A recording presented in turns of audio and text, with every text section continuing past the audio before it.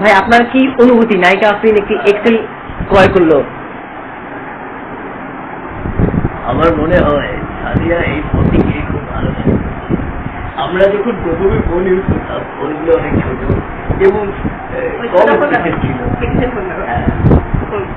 প্রথম যুগের ফোন। এই ফোনে কোনো 3G নেই, কোনো ক্যামেরা নেই। তারপর দ্বিতীয় যুগের ফোন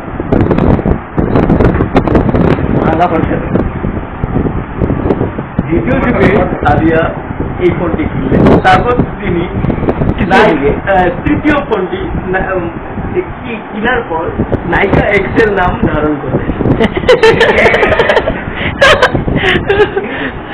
এই সম্পর্কে আমরা সাদিয়া। আচ্ছা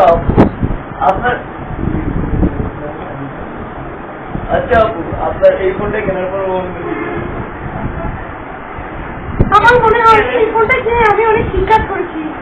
আমার বাসায় যখন ফোন ছিল না তখন আমার অনেক কষ্ট হতো। আমি বন্ধুদের সাথে ঠিক মতো কথা বলতে পারতাম না, আমি কেউ আমার কন্টাক্টে ছিল না। তারপর আমি পেলাম নোকিয়া এক্সেল।